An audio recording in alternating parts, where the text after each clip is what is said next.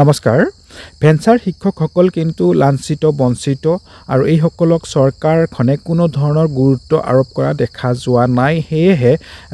সদৌ অসম অপ্ৰাদেশিকৃত শিক্ষক সংস্থাই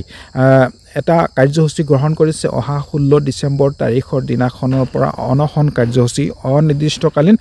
অনিৰ্দিষ্টকালৰ বাবে অনশন কাৰ্যসূচী ৰূপায়ণ কৰিব আৰু তাৰ আগে আজি এক সংবাদমেল সম্বোধন কৰি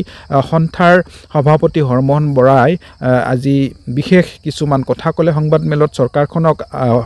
আঙুলিয়াই দিছে চৰকাৰখনক হকিয়াই দিছে যাতে আৰু প্ৰতাৰণা নকৰে বহুত প্ৰতাৰণা কৰিলে আহকচোন চাই লওঁ সংবাদমেলটো আপুনি যদি চেনেলটোত প্ৰথম হৈ আছে তেন্তে সাবস্ক্ৰাইব এটা কৰি দিবলৈ পাহৰি নাযাব শিক্ষা বিভাগত দায়িত্ব দিছে মাননীয় ৰনোজ পেগু ডক্টৰ ৰনোজ পেগু মহোদয় তেখেতক এই বহুৱালি কৰিবৰ কাৰণে এই শিক্ষা বিভাগটোত দিছে আমাক বাৰে বাৰে মাতি নিয়ে আলোচনা কৰিবৰ কাৰণে মাইনটছ পৰ্যন্ত হৈছে আলোচনা হৈছে কিন্তু আলোচনা কৰি সিদ্ধান্ত কৰে সিদ্ধান্তটো কাৰ্য কৰিব নোৱাৰে কোনো সিদ্ধান্ত ল'ব নোৱাৰে যোৱা 2023 চনৰ 12 এপ্ৰিল তাৰিখত তেখেতে আমাক চিঠিযোগে মাতি নি এখন মাইনটছ কৰিছিল আৰু 1 এপ্ৰিলত তেখেতে এই অসম চৰকাৰে যি আমাৰ এই নিম্ন প্ৰাথমিকৰ পৰা হাইস্কুল পৰ্যায়ৰ যিখিনি শিক্ষানুষ্ঠান এই শিক্ষানুষ্ঠানখিনিত তেওঁলোকে চৰকাৰৰ এক মানে নিৰ্দেশ যোগে কি কৰা হৈছিল বিনামূলীয়া পাঠ্যপুথি মধ্যাহ্ন ভোজন বিনামূলীয়া ইউনিফৰ্ম এই আটাইবিলাক পতন কৰা হৈছিল আৰু সেই আলোচনাত আমি যেতিয়া প্ৰত্যাহ্বান জনাইছিলোঁ আলোচনাত সেই আটাইবিলাক সুবিধা পুনৰ আমাৰ শিক্ষানুষ্ঠানবিলাকক দিম বুলি মাইনটছখন কৰিছিল কৰি উঠাৰ পিছত আচলতে তেখেতে এই মাইনটছখনৰ কথা পাহৰি আছে ইফালে যোৱা আগষ্টৰ 3 তাৰিখত 2024 চনৰে আগষ্টৰ 3 তাৰিখত আমাৰ সংস্থাক শিক্ষামন্ত্ৰী মহোদয়ে পত্ৰযোগে মাতি নি আমাক আকৌ এক মানে ললিপপ দিয়াৰ এটা মানে ব্যৱস্থা কৰিছে মাতি নি আমাক খুব সুন্দৰকৈ মানে আমাৰ লগত আলোচনা কৰি আমাক প্ৰাদেশিকৰণ কৰিব মাননীয় মুখ্যমন্ত্ৰী মহোদয়ৰ নিৰ্দেশত হেনো আমাক মাতিছে মাননীয় মুখ্যমন্ত্ৰী মহোদয়ে তেওঁক মানে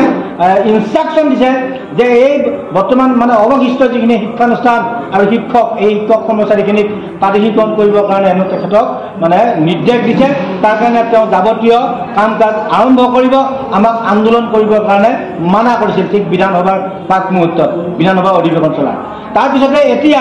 এই শিক্ষামন্ত্ৰী মহোদয়ে আকৌ ওলোটা খৰ মাৰিছে যে কৈছে যে এতিয়া প্ৰাদেশিকৰণৰ কোনো ব্যৱস্থা কৰিব নোৱাৰে আইন সংশোধনৰ কোনো পৰিকল্পনা চৰকাৰৰ নাই মুখ্যমন্ত্ৰী মহোদয়ে তেখেতক কোনো ইনষ্ট্ৰাকশ্যন দিয়া নাই আচলতে আমাৰ এই শিক্ষকসকলক এই যি 19,527 গৰাকী শিক্ষক এই শিক্ষকসকলক আচলতে চৰকাৰখনে মাননীয় হিমন্ত বিশ্ব শৰ্মা মহোদয় আৰু এই যিজন আমাৰ বহুৱা শিক্ষামন্ত্ৰী মাননীয় ডক্টৰ ৰনোজ পেগু মহোদয়ে এওঁলোকে আমাক গিনিপিগ সাজিছে আমাক লৈ বিভিন্ন ধৰণৰ পৰীক্ষা নিৰীক্ষা তেওঁলোকে আৰম্ভ কৰিছে এইটো অমানৱীয় হৈছে আৰু এই অমানৱীয় কাম নকৰিবৰ কাৰণে আমি আজি এই প্ৰেছ মিট এটা কথা ক'ব বিচাৰিছোঁ যে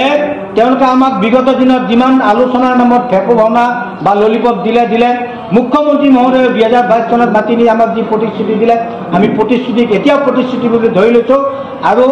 অহা 5 ডিচেম্বৰৰ ভিতৰত যদি এই আমাৰ প্ৰাদেশিকৰণৰ যিটো প্ৰক্ৰিয়া তেওঁলোকে দিয়া যিটো আশ্বাস আৰু প্ৰতিশ্ৰুতি এই প্ৰতিশ্ৰুতি আৰু আশ্বাস মতে যদি কোনো কাৰ্যকৰী ব্যৱস্থা হাতত নলয় বা আমাক মুখ্যমন্ত্ৰী সেইদিনাখনে আমাক কৈছিল যে আপোনালোকক দ্বিতীয়লানি আলোচনাৰ কাৰণে আমাক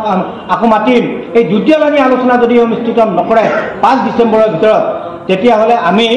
আকৌ আগতে যেনেকৈ 19 দিন আমি অনশন কৰিছিলোঁ আকৌ অনিৰ্দিষ্টকালীন অনশনৰ কাৰণে আমি ইতিমধ্যে আগন্তুক যি 16 ডিচেম্বৰ এই 16 ডিচেম্বৰৰ তাৰিখৰ পৰা আমি অনশনৰ কাৰ্যসূচী ল'ম আৰু এই প্ৰতিবাদ হ'ব আমাৰ চৰম প্ৰতিবাদ ইয়াৰ পিছত আমাৰ শিক্ষকসকলৰ মানে বয়স নাই আপোনালোকে দেখিছে সকলোৱে জানে যে আমাৰ এই যে ভেঞ্চাৰ স্কুলৰ শিক্ষক এই শিক্ষকবিলাক এতিয়া প্ৰায় 50ৰ ঊৰ্ধৰ বহু শিক্ষকে ইতিমধ্যে আত্মহত্যা কৰিলে প্ৰায় 400ৰো অধিক শিক্ষকে আত্মহত্যা কৰিছে আপোনালোকে বাতৰি পৰিৱেশন কৰিছে দেখিছে যে কিছুদিন আগত মৰিগাঁৱত দুজন শিক্ষক আত্মহত্যা কৰিছে মাজুলীত এজন কলেজৰ শিক্ষকে আত্মহত্যা কৰিছে তাৰ আগত এজন বাইদেৱে বঞ্চিত শিক্ষয়িত্ৰী তেখেতে আত্মহত্যা কৰিছে কিছুদিন আগত ধেমাজিত এজন বঞ্চিত শিক্ষকে আত্মহত্যা কৰিছে এনেদৰে যদি শিক্ষকসকলক হত্যা কৰাই যদি মাননীয় শিক্ষামন্ত্ৰী বা মাননীয় মুখ্যমন্ত্ৰী মহোদয়ৰ পৰিকল্পনা তেতিয়াহ'লে এই স্কুলখিনি ভাঙি দিয়ক তেতিয়াহ'লে এই মানুহখিনিয়ে বেলেগ কাম কৰিব এনেকৈ আমাক মানে পেটে মাৰিব নালাগে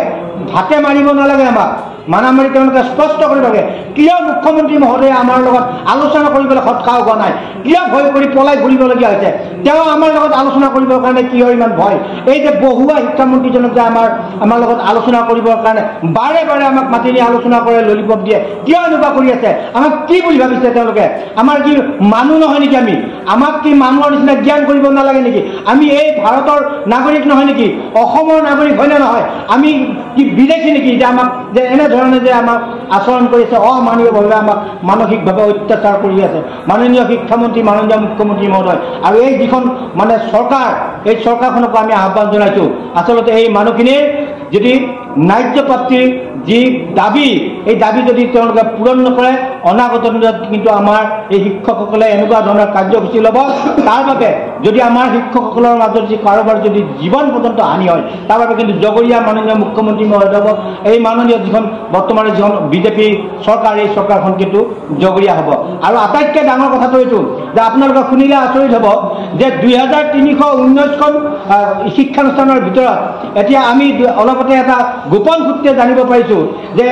আমাৰ এই প্ৰায় 1800 শিক্ষানুষ্ঠানৰ ডাইস্কুল বন্ধ কৰি দি স্কুলবিলাক সম্পূৰ্ণভাৱে বন্ধ কৰি দিয়া হৈছে মাত্ৰ 700 বা 750 এতিয়া স্কুল এতিয়া বৰ্তমান জীয়াই আছে নিম্ন প্ৰাথমিকৰ পৰা মহাবিদ্যালয় পৰ্যায়লৈকে এই 700 বা 750 শিক্ষানুষ্ঠানখিনি প্ৰাথমিকৰণ কৰাৰ শক্তিও যদি মাননীয় হিমন্ত বিশ্ব শৰ্মা আমাৰ ৰাইজে অসমীয়া ৰাইজে ডাইনেমিক বুলি কয় এই ডাইনেমিক মুখ্যমন্ত্ৰীজনৰ যদি শক্তি নাই তেতিয়াহ'লে তেওঁ মুখ্যমন্ত্ৰী হৈ থকাৰো কোনো মানে অধিকাৰ নাই তেওঁ আচলতে যদি এই শিক্ষা বিষয়ত যদি তেওঁলোক এনেকুৱা আৰু আমি দেখিছোঁ যে এই চৰকাৰখন আৰু মাননীয় মুখ্যমন্ত্ৰী মহোদয়ে কেৱল মানে তেওঁ মানে ব্যক্তিগত শিক্ষানুষ্ঠানৰ পৃষ্ঠপোষকতা কৰে অসমীয়া মাধ্যমৰ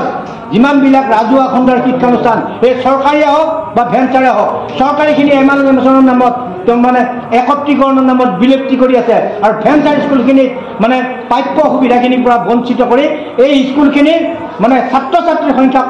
কমি যোৱাৰ অজুহাতত এই স্কুলখিনিত ডাইস্কুল বন্ধ কৰি এই শিক্ষকসকলক যিদৰে অত্যাচাৰ কৰিছে বা আৰু এতিয়া শেহতীয়াকৈ আপোনালোকে শুনিলে আচৰিত হ'ব নে নিযুত মাইনাৰ যিটো আঁচনি মুখ্যমন্ত্ৰী মহোদয়ৰ যিটো আঁচনি এই আঁচনিটোত কেৱল চৰকাৰী শিক্ষানুষ্ঠানৰ ছাত্ৰীসকলক প্ৰদান কৰা হৈছে ভেঞ্চাৰ শিক্ষানুষ্ঠানৰ ভেঞ্চাৰ কলেজ ভেঞ্চাৰ হাই ছেকেণ্ডাৰী ভেঞ্চাৰ ছিনিয়ৰ ছেকেণ্ডাৰী ছাত্ৰীসকলক এই আঁচনিটোৰ পৰা বঞ্চিত কৰা হৈছে ধিক্কাৰ দিছোঁ এই কথাটোৰ কাৰণে এই চৰকাৰখনক মাননীয় মুখ্যমন্ত্ৰী মহোদয়ক যে ছাত্ৰ ছাত্ৰীৰ লগতো এনেকুৱা ৰাজনীতি কৰিছে ছাত্ৰীসকলৰ লগতো ভেঞ্চাৰ শিক্ষানুষ্ঠানত পঢ়া ছাত্ৰী হ'ল কাৰণে সেই ছাত্ৰ ছাত্ৰীসকল ভেঞ্চাৰ নহয় শিক্ষকজন ভেঞ্চাৰ বা শিক্ষানুষ্ঠানখন ভেঞ্চাৰ কিন্তু ছাত্ৰীসকলকো ভেঞ্চাৰ ঘটোৱাৰ কাৰণে এই কথাটোত আমি কিন্তু চৰকাৰখনক ধিক্কাৰ দিছোঁ আৰু এই বিষয়ত ছাত্ৰীসকলকো মই আহ্বান জনাইছোঁ যে মাননীয় মুখ্যমন্ত্ৰী মহোদয় আৰু মাননীয় শিক্ষামন্ত্ৰী মহোদয় চৰকাৰখনক মানে আহ্বান জনাব লাগে যাতে ছাত্ৰীসকলক বঞ্চিত নকৰে আমি সদস্য উপাধিকৃত শিক্ষক কৰ্মচাৰী সংস্থাৰ পৰাও আমি আহ্বান জনাইছোঁ যে এই ছাত্ৰীসকলক বঞ্চিত নকৰিব অৱশিষ্ট শিক্ষানুষ্ঠানখিনি প্ৰাথমিকীকৰণ কৰাৰ ব্যৱস্থা কৰিব লাগিব অন্যথা কিন্তু আমি চৰম পন্থা ল'ম এইখিনি আজিৰ এই যিখন আমাৰ সংবাদমেলৰ মূল কথা